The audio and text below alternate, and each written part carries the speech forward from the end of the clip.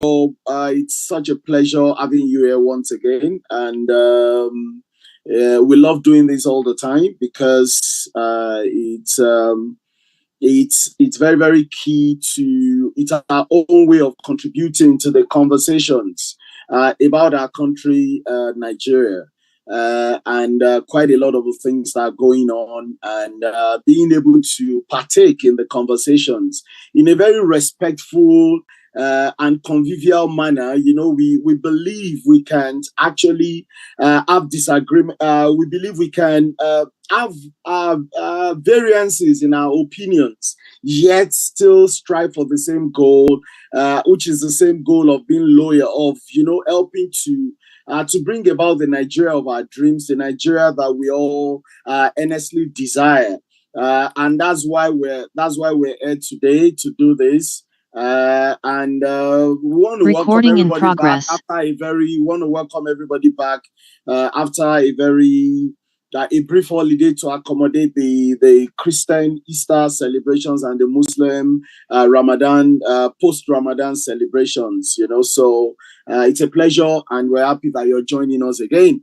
Tonight we're going to be discussing some very, very vital topics. We're going to be looking at very, very key things. The subject matter of you know, we've heard quite a lot in recent times about the removal of subsidy on petroleum products in Nigeria, you know. So, and you know, the outgoing government actually touted it so much, and they did stress it time and time again that before this current government hands over to the incoming government, that they would have removed the subsidy, but and also the population census as well. Of course, there was a huge budget about the you know, for the population and everything, and people were complaining that why would you be spending so much money to count the people of Nigeria? That, come to think of it, how many are we in Nigeria? So those are the kind of things. But you know, and all of a sudden we heard at the tail end of last week that the government will not be proceeding anymore with the government of President Muhammadu Buhari will not be proceeding with the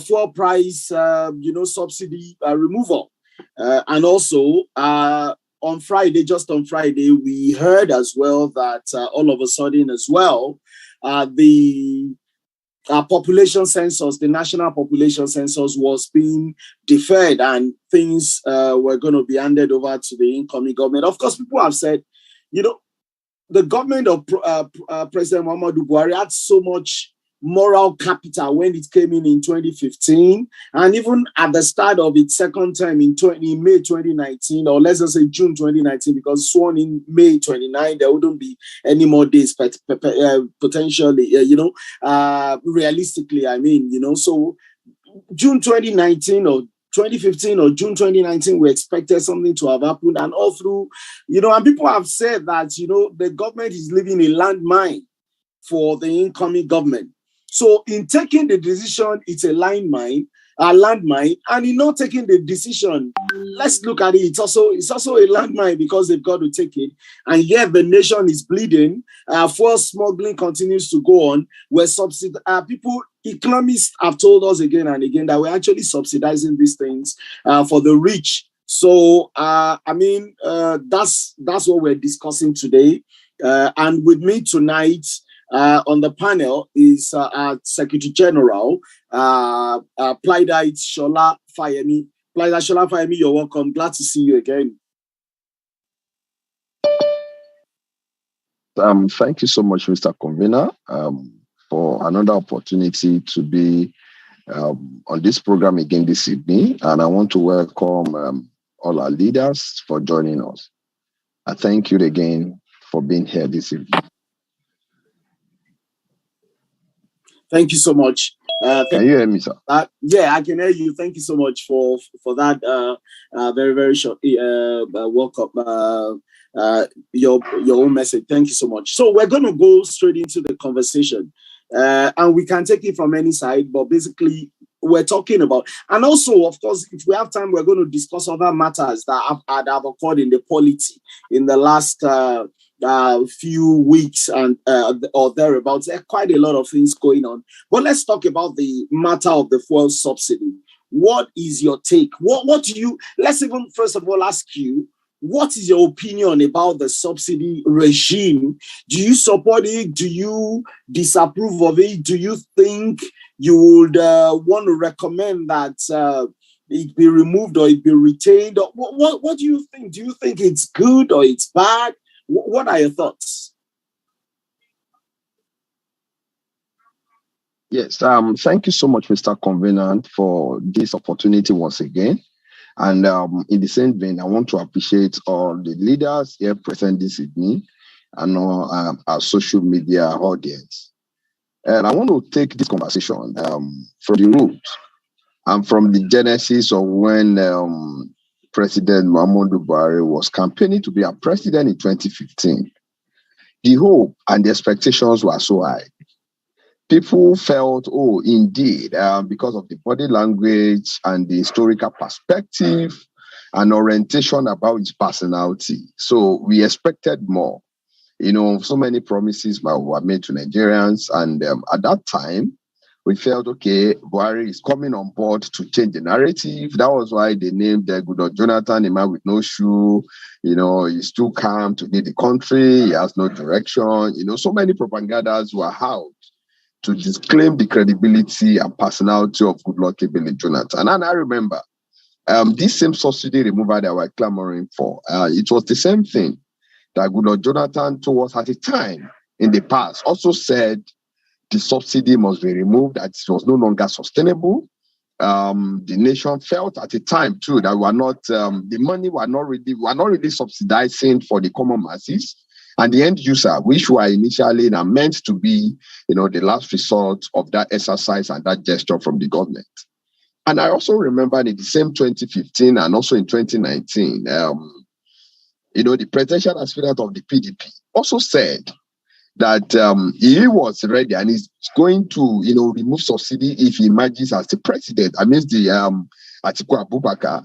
And I also remember that Atiku also said the same thing, that he's looking at a way of making NNPC, you know, a public limited company in which the holding and the stake will be controlled predominantly by the government. And at that time, we had so many uproar. People fought him that, oh, it's as if he wanted to privatize NNPC. He wanted to sell NNPC the way he sold some other organization and all of that. You know, we had propaganda in the past. But what am I trying to drive at? The question is just simple.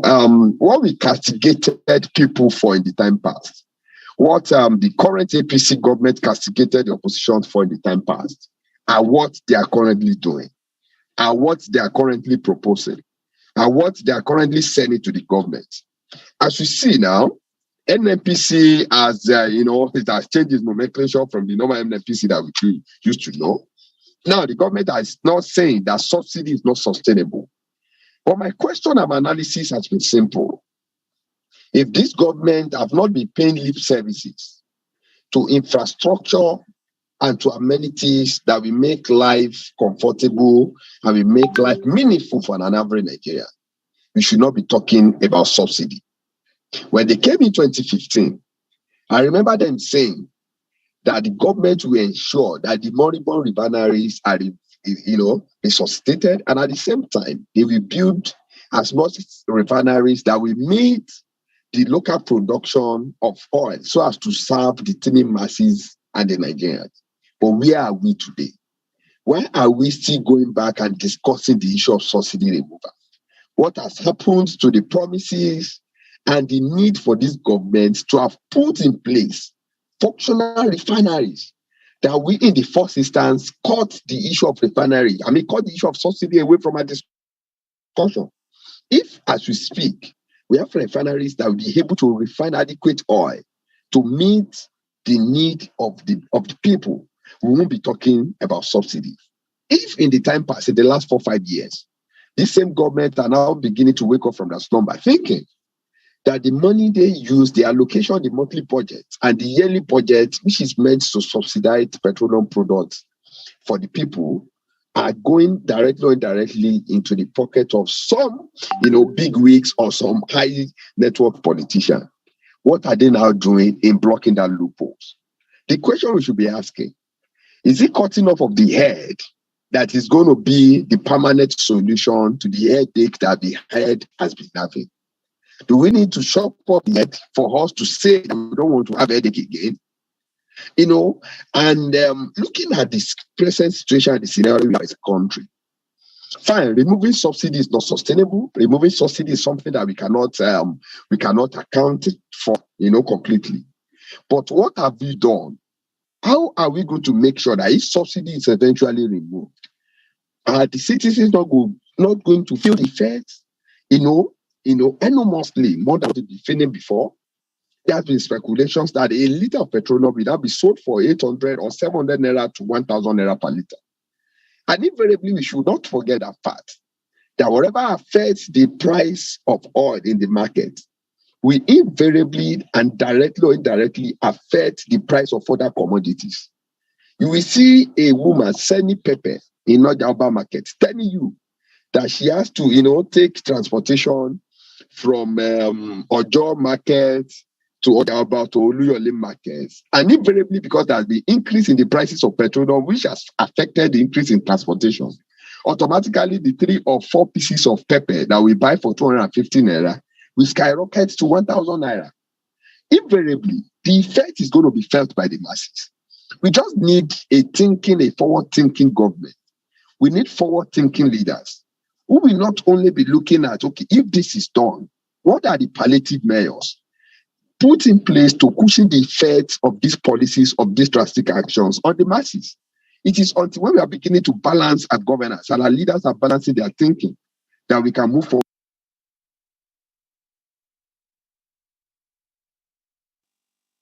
Saving money for the country is a good one, but how can we ensure and it's eventually removed, the effects will not be felt by the common masses? What are being put in place? Now, we have Dangote putting up a refinery in Lagos. The refinery fund is under probably 70 to 80% near completion. And we also read it sometimes in the past that government is also looking into an opportunity where they have some stake in that refinery. But the question we should be asking at this time, is that refinery of our people? If the answer is no, that means we are still not ready. If Nigerians can effectively make use of on a daily basis. If we are still in that cycle, I think our government needs to think forward. Our leaders need to be forward thinking. They need to be sensitive. And they must have the interest of Nigerians at heart before just dishing out policy, before thinking they want to do certain actions without minding the implication, which is going to be deterrent. The implication which is going to be more effective and which will affect the daily livelihood of an average person. Like some of us now who spend an average of 10,000 naira for fueling on a weekly basis, invariably when the fuel goes down to 1,000 naira per liter, that means we'll be spending like 40,000 naira on a weekly basis for fuel, which invariably been amounting to 150,000 naira per month for buying fuel. The question is this: are we going to have a commensurative increase in salary so as to meet this sudden expense that is going to come on board? No. With an average, a civil servant who earns 50,000 naira on a month basis, who have been struggling to even go to work because they spend as much as 30% of their salary on transportation. And once subsidy is fully removed and the transportation expense increased to 50,000, will their salary be also increased? Are we now saying the civil servants should use all their salary for transportation? At the end of the day, they have other sundry expenses to meet. There are certain questions we need to be asking our leaders. And it's until when they are ready, and not only mentally ready, when they are ready behaviorally, when their attitude is right towards making things getting better for citizens, we cannot get it right as a nation. Removing it is nice, but what are the palliative measures being put in place to cushion the effects all the poor masses in the streets of Adwekiti, the street of Oyo, and the street of Ogbomoso. If you cannot put necessary measures in place, I think we are not ready as a nation, and we are just putting the carts before the horse. That is just my submission. Thank you, Mr. Convener. Wow, that was really, really brilliant. Thank you. That was so brilliant. Thank you so much. You covered every bit of it, and I really want to appreciate you. Thank you. We're still coming back to you. Let us go to PLIDE Jibowen. Let's have his take on this matter of the subsidy, the petroleum product subsidy. Jibowen.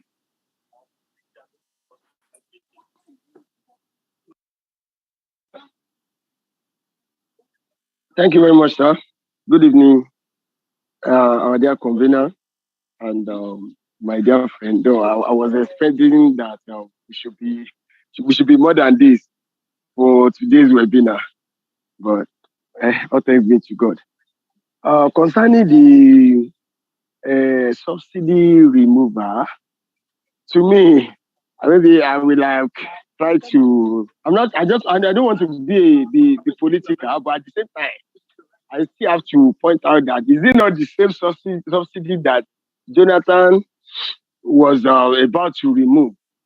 That the Nigeria Bar Association collided with APC member, to protest against, in Lagos State, that in fact that almost leads to a lot of fracas in the country.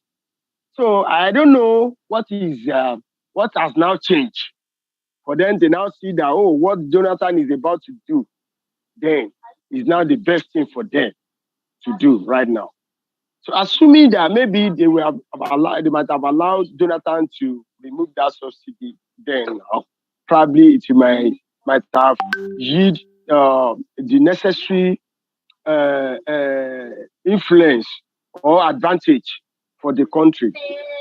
So now, to me, because if you consider the situation of the country during the Jonathan regime, it's not as the same as what we have now.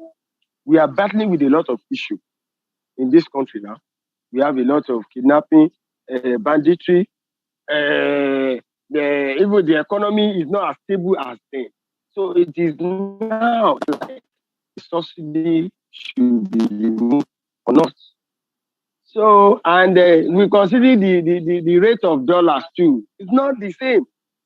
So, but to me, all what I will just stand for is that if it's in the best benefit of the country, but to me, if at the other side, if they remove the subsidy now, the masses still suffer it.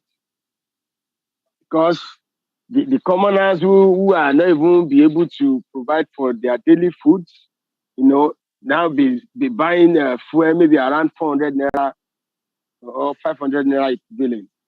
It will cause a lot of hardship in the country. So if possible, because that is the only thing that the masses will continue to enjoy from the government, I think it's better they should still continue to let the subsidy remain as it is until maybe they try to stabilize the economy. When the economy is being stabilized, they can now go on to remove the subsidy. And it should not be once. It should be gradually so that people can just blend the situation together. Thank you very much. Thank you so much, PLIDE Jibowen. I think two of you are very much against two of you are very much against this subsidy removal. So I'm going to push to you this question because the same thing two of you said along the lines of the current government. The main key leaders of this current government, they made it impossible, according to you, and you're right in what you've said, for the Jonathan government to be able to remove the subsidy and everything. The question I want to ask you is this: if I've done something wrong, maybe when I have I'm in power, or well, maybe when someone was in power and maybe I fought against a decision thinking it wasn't right, and then I get to power and now realize it's the right thing to do. Should I not do it? I'm just asking, should I not do it just because previously I spoke against that thing? So are we saying it because of that, or we just don't support? Because I want our viewers, our listeners to actually have that clarification. Are we saying it specifically because of that, or we totally we believe that the subsidy regime is a very bad thing? Let's start with you, PLIDE Shalamfa. Let's start with you again. Yes, thank you so much, Mr. Convener, for that question. And I want to also appreciate my friend for his input on the topic on that discourse. Your question is very on point, and we need to orientate the mind of Nigerians. Leadership is one of the key attributes of leadership is preparation. One of the key attributes of leadership is foresight. You cannot claim to be a good leader if you cannot see further than the people you are governing. You cannot claim to be a good leader if you are adequately not prepared for that position you are clamoring and agitating to occupy. What this just speak to us was just that APC leverage on the gullibility of Nigerians to sell dummies to us. And the question we should be asking ourselves, is it that before they came in to campaign, or before President Buhari has been clamoring to become the president of this country, is it that he has never sat down to appraise the petroleum industry of this country and the petroleum sector to see that indeed subsidy is not sustainable? Is it that he did not realize that there's need for us to revive the moribund refineries in meeting the local production of petroleum products for the masses? If these questions are there, if indeed Mr. President Buhari was well prepared to become the president of this country, and he truly understands the pains and the problem of the country, he shouldn't have kicked against removal of subsidy in the first instance. Even if at all we want to assume that he was bereft of idea, did not understand how politics or governance was before he became the president, you want to forgive him for that error. Because if somebody has been clamoring to become the president in the first 2-3 terms, we expected that person to be well governed and grounded on issues affecting the government, and so as to provide the required solution and commensurative solution at the right time. But the question is this: if erroneously, and because he did not clearly understand the petroleum sector, now that he became the president, and I remember one of the key things they were talking about was to revive the refineries and to also establish some more refineries so as to boost the production and local, production of petroleum products for the country. Now, the question we should be asking them is, where are these refineries? Where are these refineries? How do we speak? Why are we still paying subsidy on a petroleum product? I was having discussion with a brother. It was unfortunate the guy just got to know today because he moved money from his UBA, 10,500 naira from his UBA to Senate Bank, and they removed 50 naira from him at the stamp duty. And the guy started writing on social media that it's until now that he realized that the federal government charges 50 naira on inflow into any account that is more than 10,000 naira. And I told him straight, I said, we have it on record in this country that our government makes a minimum of 50 billion only from stamp duty charges that they charge citizens just for receiving money of 10,000 naira and above into their account. They make an average of 50 billion monthly from stamp duty generation alone. So the question we should be asking ourselves, 50 billion multiplied by 12, where has this money gone to? And rather than not see the commensurative impact in infrastructural development, what we see is an increased borrowing from our government. And the government will keep saying, justify the reason for borrowing. And they want to put infrastructures in place, they want to make train to work, they want to put road in place. When petroleum products is being increased, the price of a liter is increased to 1,000. Even people who have cars, you have to park their cars at home. So what is the essence of the infrastructure we put in place? Hunger is going to be on the increase. So what's the essence of the so-called infrastructure you are thinking you are putting in place? It's just a misplacement of priority. It's because we have leaders who are not thinkers. The difference between you having a vision and you thinking properly towards actualizing that vision. We might have forgiven the Mr. President for the error of the fact that he was not abreast of the indices and expectation of governance before he became president. That was why, there's nothing bad. You coming out plainly to say, oh, citizens, I'm so sorry. Before, when I was contesting and when I mobilized people across this country to keep.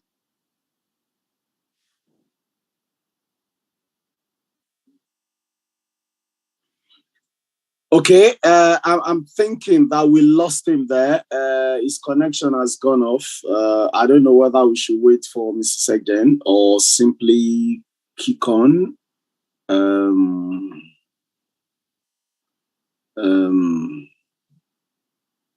Okay, PLIDE Jibowen, let's get your take whilst we're waiting for him to reconnect. Let's get your take on this. Okay, thank you very much, sir. I think, in fact, the APC-led government is supposed to first apologize to Nigerians and to Governor Goodluck Jonathan, because for them to have kicked against that, when the Goodluck Jonathan have already foreseen that if this subsidy is not being removed, it's going to send us to where we are not even expecting. So try to get it right, sir. I'm not even against the subsidy removal, because I know a lot of fraud, a lot of fraudulent activities surrounding this subsidy removal, where some petroleum exporters, that importers rather, that they claim what they are not even distributed to Nigerians. Some of these importers, they took petroleum to neighboring countries, and they still claim that such product is being used by Nigeria, while government still pay them for it. So I think APC government supposed to apologize to the entire country and to Nigeria as a whole. And to me, this current government cannot be trusted, because for them to remove this subsidy, I don't see any assurance. And I'm not sure that the APC government will be able to give any assurance to Nigerians that, after this subsidy removal, the culture that is existing in our NNPC will stop. And a lot of things that is happening. We hear one news today, tomorrow, that billions of dollars is missing in federation account. One money is not remitted. I think that there is one allegation being charged on Attorney General of the Federation, Malami. So all this kind, up till now, Malami has not been in anywhere to defend himself about what he know about that money. So how can this government be trusted? Assuming the subsidy will be removed and probably will be used for the purposes of commoners, for the maybe the physical infrastructure, not audio infrastructure. Fine, the government might have saying that they have been able to do this and that. Compare the rate of how much they borrowed to execute this project. So our internal generated revenue, what has he fetched us? What are they be able to do? All the money that is being stolen by General Sani Abacha, and they keep on saying that they recover money from Switzerland, from different countries. And after 2 months or 3 months of receiving such money, they just said that, okay, they have distributed all the money to the masses. In which I think if I'm to categorize myself, I count myself as part of the masses. I don't think maybe I've received any money from such kind of palliatives. And I don't think there is anybody around me that I know, either from my own town or either from somebody that I know that have said that, oh, he received such amount of money from federal government. So this government is a purely scam. And it's only God that can save us from them. So it's not even a matter of either we can be able to trust them now. There is no any of their policy that can be trusted.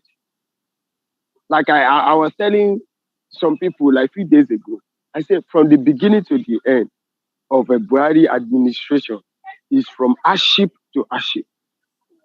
From one policy to another, everything causes hardship to Nigeria. So to me, it is better they should just leave the subsidy for now. Like I said earlier, I'm not saying they're educated enough about it. They shouldn't don't feel like they are not human if they want to carry it on. They should consider the current situation of the country.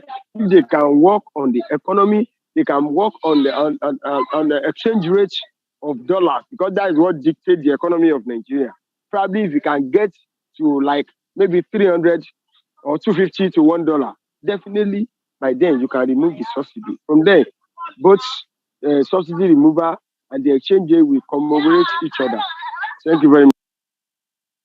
Thank you so much, PLIDE Transformational. You're very, very deep in your views about, you're not wanting the subsidy regime to be removed. And yes, you did talk about, of course, just so we mentioned that you talked about the allegations regarding the missing quote and unquote crude oil money from the accounts of the Federation. Of course, we must mention that the Attorney General Abubakar Malami and actually did come out during the week to tell Nigerians that no money is missing. Obviously, we're just reporting things as people said them, so we don't know what is true and what is not true. But we know that the National Assembly is actually, we know there was a pending announcement, invitation which was extended to the Attorney General Abubakar Malami. So thank you so much, PLIDE Transformational. I believe PLIDE Transformational is back, so let us hear from him.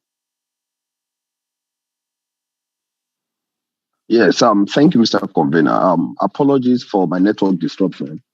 That was why I was off while presenting.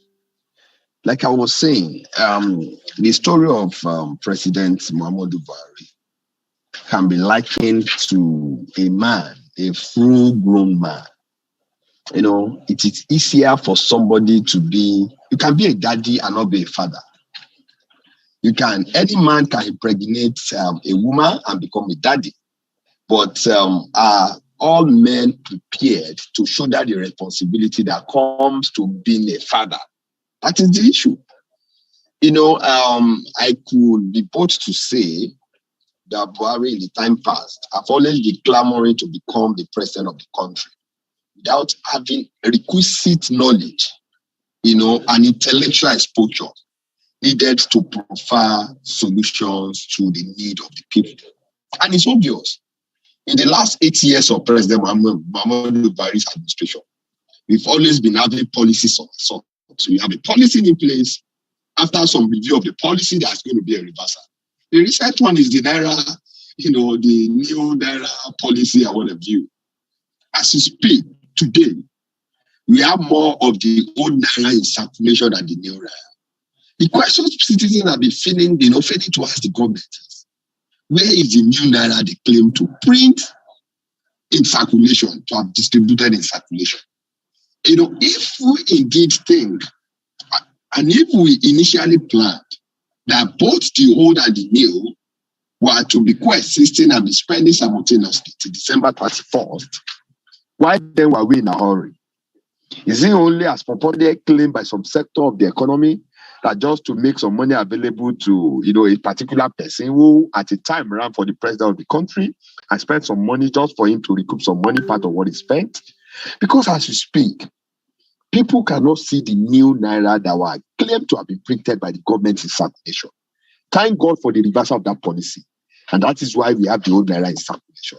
We've had so many policies like that in the past. Even the issue of the stamp duty. There was a time they said any amount 5,000 naira and above, a stamp duty of 15 naira should apply. At a time, they also reviewed it and make it to 10 naira. Fine, there's nothing wrong. When you have a policy, it must be subjected to implementation and review, and a periodic appraisal of that policy to actually be sure if it goes down with the people. It's normal, it's good. But in this case, it appears that our government is not prepared. It appears that we don't have thinkers in the helms of affairs. And at the same time, our level of preparedness and intellectual capacities of people governing us has been questionable. And that's spell doom for this country. I'm optimistic that when Asiwaju Bola Ahmed Tinubu is being sworn in as the president, we are going to feel a better, fear. We are going to have a new breeze of governance. And considering the fact that he has best brains, he has good guys, smart people around him, that this nation should have it better. And we hope at that. But as it is, there's nothing wrong in removing subsidy. But removal of subsidy is an issue that has been on for over 10, 15 years, even before Buhari came on board. What has he done to ameliorate the resultant effects if eventually subsidy is eventually removed? How many of the moribund refineries are we currently working on in reviving back to full functionality? How many of the new refineries is the government trying to put in place so as to make sure that the effect is cushioned on an average Nigerian in the public? It's until when we do this, we're actually not serious, and our leaders are playing gambles with our destiny and with our livelihood, and with our standard of living. And with that, I just beg to differ that we are indeed not ready for a better and a new Nigeria by our leaders. Thank you, sir. Thank you so much, PLIDE Transformational. Thank you so much. I really want to thank you. I want to thank PLIDE Chibowed. You've been very, very open on that. And I mean, at this point, I'm not going to make an opinion because I want to leave it for our viewers, our listeners. What are your views on this issue? Of course, this is part one of it. We're going to still discuss this in more detail when we come next week by the grace of God. Now, the National Population Census is another issue we want to touch on. Of course, the government of the Federal Republic of Nigeria actually instituted put in progress the holding of population census. I mean, the last time we had it, so actually, technically, we're supposed to hold another one, but people have argued why at the tail end of the government's tenure, of this current administration's tenure.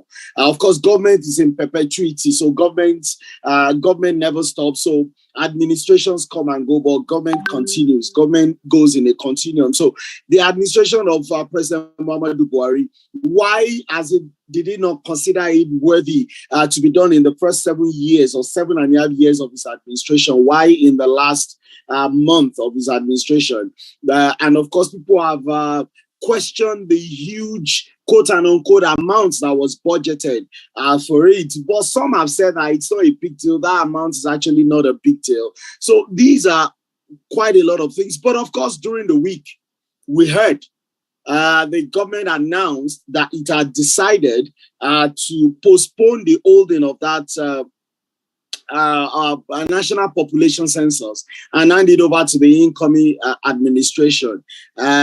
And I mean, technically it sounds wise because doing such a thing at the tail end, even the enumeration can be done, but the tallying, the complaints from it, the looking at the addressing the grievances from it, and some other things, it's something that will actually go on for months to come. So it actually technically very sensible to hold. But the question is, why even choose to hold it at this tail end? And population censuses in Nigeria have always been very, very, have always been an issue of great controversy as well, because people have always accused the North. They've always said, oh, the National Population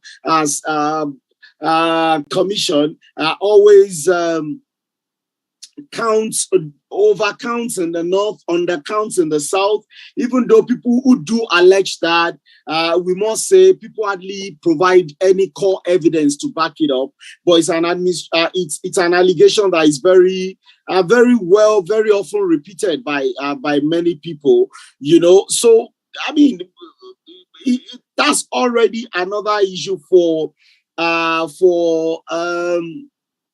the incoming government, because it's something they're going to have to pick up. And so we want to look at this as well. The National Population Census. What are your thoughts?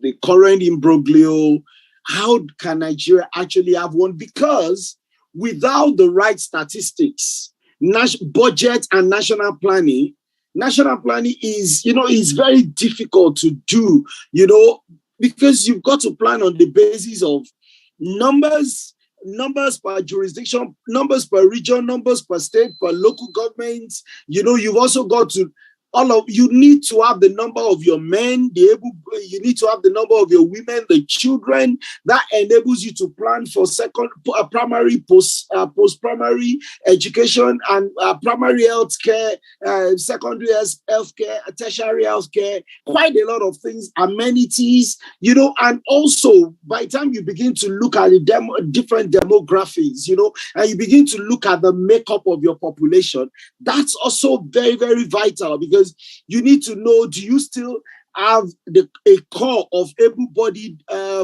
people under a particular age, under 60, 65, long-term retirement age in terms of paying taxes and all this, or are we having an aging population whereby pensions, we have to start looking for how we continue to fund pensions for our elderly? There are quite a lot of things to plan for. Universities, recruitment of teachers, the police, the world, the United Nations as a benchmark for how many policemen you should have per 1,000 people. Of course, Nigeria has never met that particular figure. So these are some of the things we want to discuss tonight. Again, so once again, I'll start with you, PLIDE Transformational. We'll go to Jibowen, and then we'll come back and try to finalize it. So PLIDE Transformational, let's start with you. Yes, thank you very much, Mr. Convener. You just raised a very vital. I hope my background is better. I hope it's not too noisy.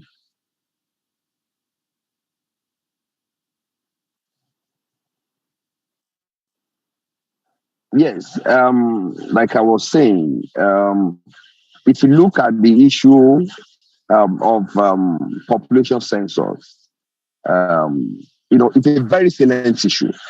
And it still goes back to my previous submission, questioning the level of preparedness and forward-looking tendency of the present administration. Any government or leadership that is not well prepared for any task, invariably that person cannot accomplish a greater and accommodating feat in that enterprise. If you've ever seen any man in this life that is not adequately prepared for a place, for a task, for an endeavor, the level of success that is going to be recorded for that individual is limited. Absolutely. You're very correct. We are seeing. And that is what we are seeing. If in the first 4 years, we want to say that the government used that for rabble test waters. Like we also stated, sir, if I got that money, they actually, they had a plan of feeding one person, one child in a school per day. They want to give out money to the unemployed graduates in Nigeria. They want some palliative to be shared to the people. The question we should be asking them is, where are these data? Which data do we have as a nation? Which data do we have as a government? And it is just because our leaders and our countries are variant with the best and the global best practices across the world. Any organization that must adequately meet and make impact in people's lives must play huge premise on data. Data is very, very important. And as a country that only pay lip services to data, if you look at the charter and the primary purpose and demand, objective, goals of MPC, one of the things is saying to programs that will better the living standard of the people, and also looking at a way so as to have a practicable healthcare provision for the people, away from looking at the enumeration, a way of having adequate data that is going to help government, in planning and allocation of adequate resources.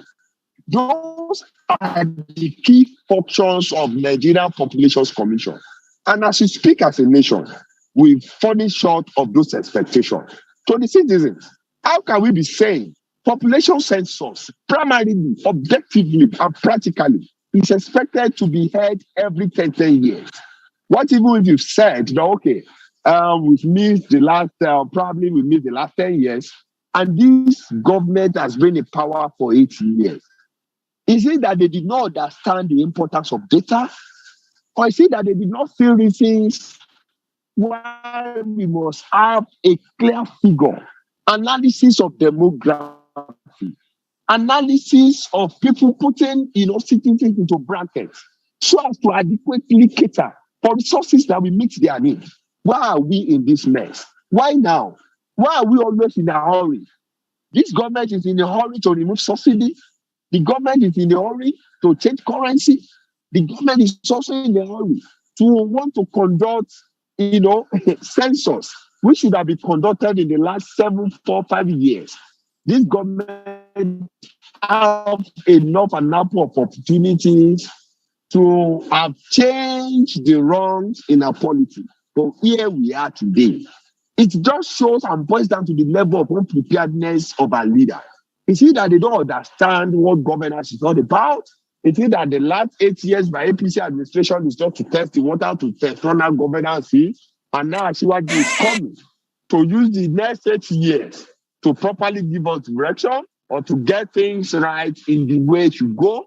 There are questions we need to be asking our leaders. We don't need a population census. It's something we need to have prepared as self-vaccination for. Why do we have MPC? What has been the core function of that commission in the last 8 years? Why are we be having regular yearly allocation to that commission to have achieved what? Why are we not asking the right questions from these people? Why?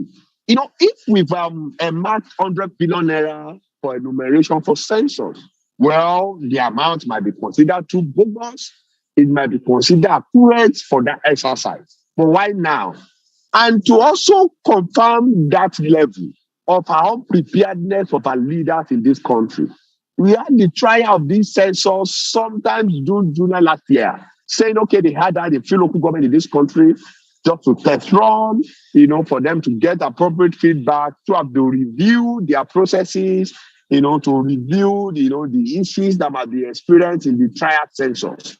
For them to be adequately prepared and give us a right, purposive, defined population census in 2023. And where we are in April, May, still talking about postponement of that activity. It's these actions and this feedback we are getting from our leaders, pose so many questions on their credibility, on their level of vision, and at the same time, how prepared are they in meeting governance? How prepared are they in giving us the best approach to leadership? Our country as we are, and our leaders are just playing ludos. They are just playing with citizens like people who are playing draft in the village. They have no clear vision. They have no direction on how this nation is going to progress. That means our budget in the time past, the trader money that our reputable professor Yemi Osinba just championed in the time past is just based on fictitious activities without a current and adequate data. We had COVID in 2020. The third palliative was shared to the citizens. Till today, our nation, our leaders have failed to give us the data onto which palliative were given to the people. They failed to give us the statistics on the number of people that got trader money or poverty elevation program that had been conducted by the president or the leaders in this country in the time past. Our Minister of Labour and Productivity, Festus Keyamo at the time said they were planning to recruit people. Where are the data? Where are the statistics? Who got what and when? These questions are still there begging for an answer. And here we are discussing about postponement of census. It is that our MPC or Nigerian Population Commission are just there, just to record the birth date or to issue death certificate to citizens. Which are other of their demand and charters have they met in the last 7 years or the last 20 or 25 years? This nation is just, like I said, when some of us look at this nation in depth and appraise the policy and intention of the government, we tend to cry for the future of Nigeria. And that is where we are. So for me, postponing it is needless in the first instance, if we've adequately prepared for this exercise.